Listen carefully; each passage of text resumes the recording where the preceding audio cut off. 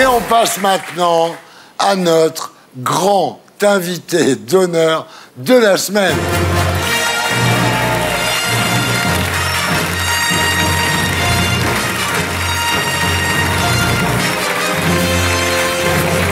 Mathieu Madénian, bonsoir.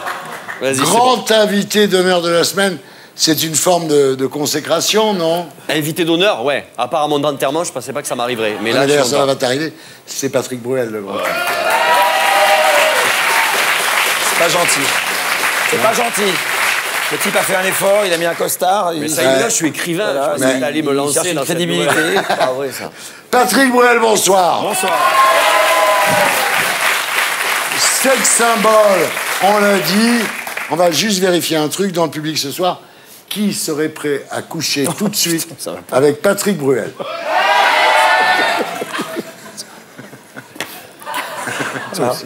Allez, Maud.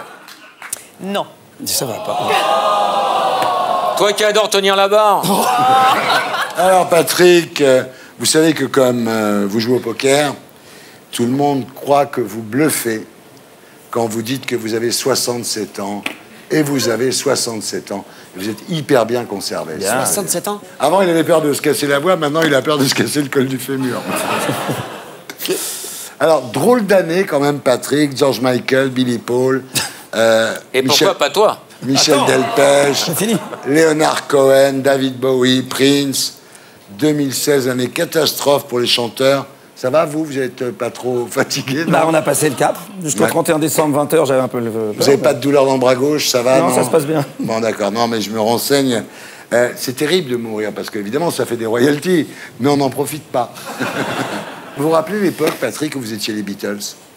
Eh, j'étais les Beatles. Vous avez été les Beatles. Non, c'est vrai qu'il y a 20 ans, vous ne pouviez pas manger une pizza sur les Champs-Élysées. C'est arrivé une fois. Ouais. Aujourd'hui, c'est votre nutritionniste qui vous l'interdit. Il y a une explication. À la Bruelmania, c'est ça. J'en ai marre de cette nana, marre de cette nana. J'étais bien mieux avant, qualifié par maman tout le temps. C'est la voix, c'est la voix.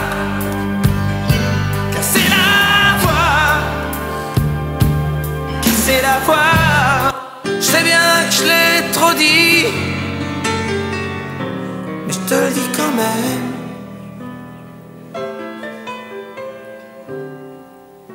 Je t'aime. Alors regarde, regarde un peu.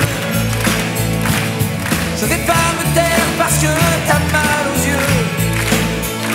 Alors regarde. Regarde un peu,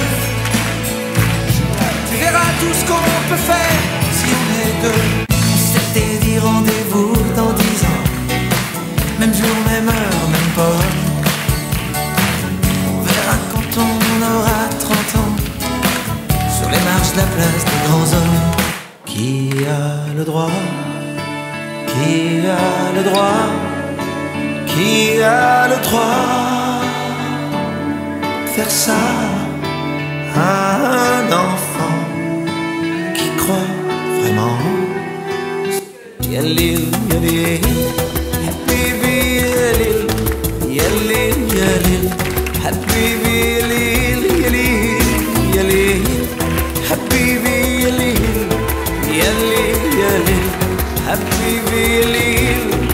Alors vite, je tombe comme un pantin sans fil, notre histoire qui défile. Je cherche ta main dans les nuages pour pas tourner la page. Elle qui aimait tant, elle le trouvait le plus beau de Saint-Jean. Elle restait grisée, sans volonté, sous ses baisers.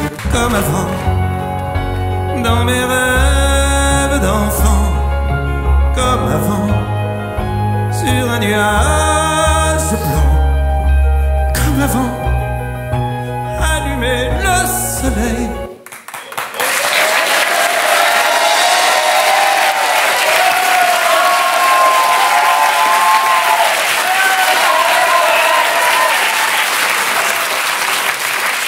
J'en connaissais aucune.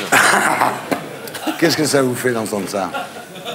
Ce qui me fait plaisir, c'est de voir à quel point ces chansons ont traversé les années et comment à chaque concert on les retrouve, on retrouve les gens, on retrouve un renouvellement générationnel. Laurent, t'as un jeu? Oui, j'ai un jeu. Sors ton Mais jeu. trop facile pour Patrick, il faut reconnaître ses chansons. On va voir une photo, il faut dire le titre de la chanson. Bah, Patrick peut pas C'est jouer. la alors. photo qui me fait... Tellement facile pour toi. Allez, on y va, la première. Place des grands hommes. Un point pour Madénian. Ah ouais, c'est bon. Brillant. Ils sont forts, ces Arméniens. Sans l'écrivain, surtout. Deuxième photo. Casser la voix. Non. Marre de cette nana-là. Il est mort. Marre de cette nana. C'est ça? Ouais. J'ai le droit de jouer ou pas? Ouais. Ah ouais, Je l'avais, celle-là. Non, mais tu peux jouer, tu peux Celle-là, jouer. je l'avais. Moi qui n'aimais pas les Arméniens, je change totalement d'avis. hein. Encore plus facile. Les yeux. Regarde-moi dans les yeux. Non, alors regarde. Oui. Le crétin qui dit juste un titre qu'il a jamais écrit. Ça, c'est cadeau. Des rails. Des rails. Casser la voix. Bien, bravo.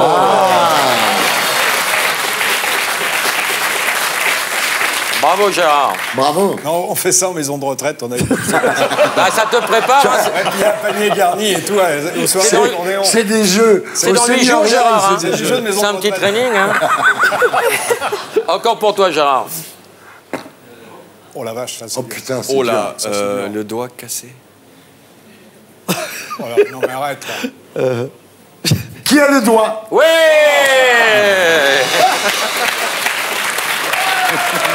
Il est fort. Elle est bonne. Une autre.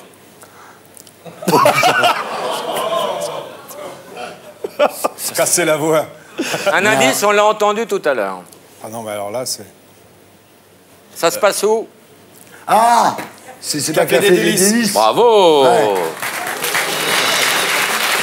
Eh, ce qui est une chanson exceptionnelle que Très j'écoute jolie chez chanson. moi tout seul, tout le temps. Ouais. C'est marrant que tu dis ça et qu'on voit ça après. Ça change tout le. Et la dernière, très facile. Adieu, adieu. Adieu, mais ça pas une chanson de moi, ça, adieu. De toute façon, c'est pas une chanson de toi. C'est quoi? Mon amant de Saint-Jean. Pas loin. Pars pas? Dis quand on reviendra dessus. Bravo. Oh là là, Patrick Bruel.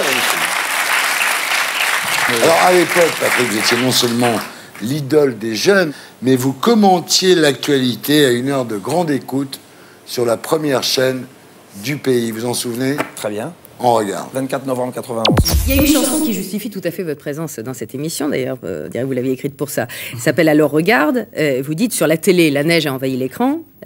J'ai vu des hommes qui courent, une terre qui recule, des appels au secours, des enfants qu'on bouscule. Tu dis que c'est pas mon rôle de parler de tout ça, qu'avant de prendre la parole, il faut aller là-bas. Tu dis que c'est trop facile, tu dis que ça sert à rien, mais c'est encore plus facile de ne parler de rien. Oui, parce que je pense que c'est le débat.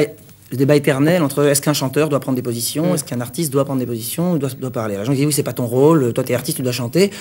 Moi je dis aux gens qui me disent ça, je dis c'est parce que les gens disent c'est un petit peu facile de faire ça. Je dis c'est peut-être encore plus facile de rien dire et de se taire, de rester dans son coin. Je pense qu'à partir du moment où on est un homme public, d'abord à partir du moment où on est un homme, on a un droit à la parole. À partir du moment où on est un homme public, on se doit d'user de ce droit à la parole et pas d'en abuser. D'où toute l'ambiguïté qu'il y a quant à la démagogie des propos des artistes de temps en temps.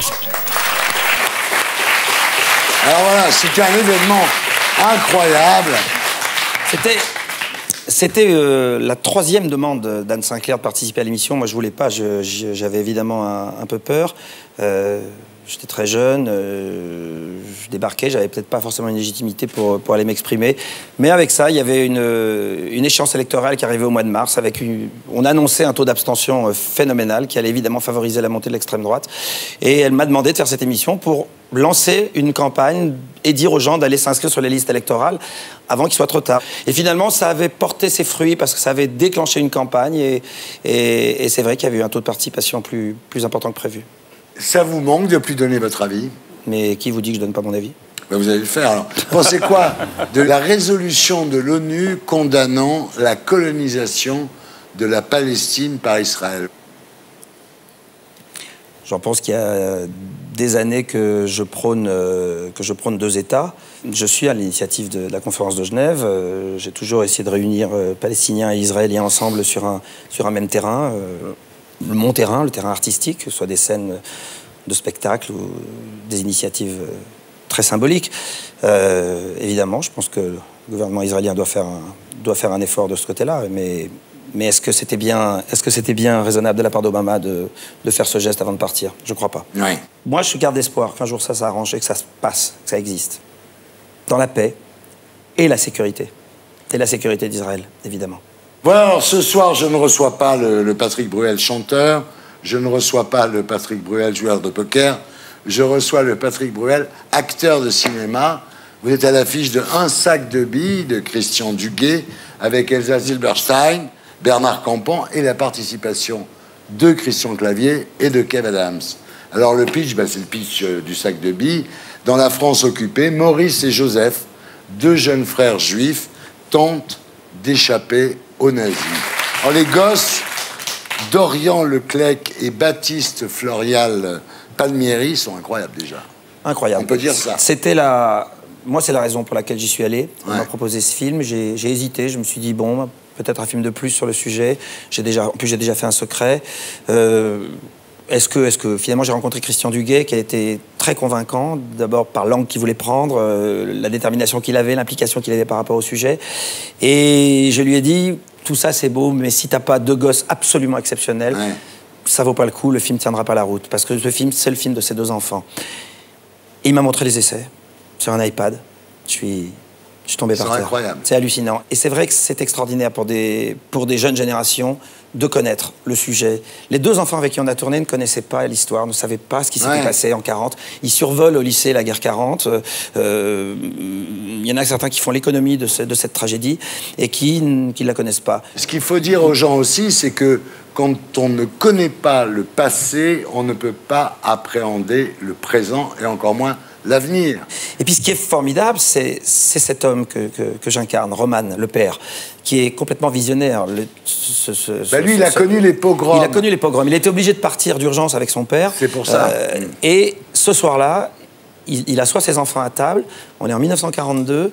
Et il leur dit, c'est ce soir que vous partez. Ils ont une demi-heure pour prendre un peu d'argent, pour avoir une petite carte de France, quelques indications, quelques conseils, une consigne. Ne jamais dire qu'ils sont juifs sous aucun prétexte. La scène que vous avez vue il y a avec une scène extraordinaire. avec Je la vais claque. là-bas, Voilà, pour le préparer à un interrogatoire. Et puis tu sais, on a tourné ce film dans un moment assez particulier. On a tourné ce film au mois de novembre l'année dernière. Les scènes les plus fortes, la scène de la claque, la scène où je les laisse à Moisson Nouvelle à un moment donné, ont été tournées entre le 16 et le 20 novembre. C'est-à-dire 3 jours après les attentats, où moi j'ai pris mes 2 enfants dans les bras le 14 novembre.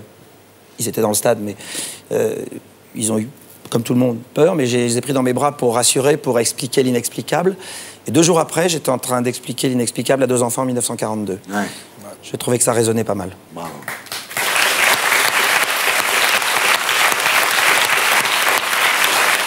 Alors, je n'ai pas fait fortune dans la flagornerie, tout le monde le sait.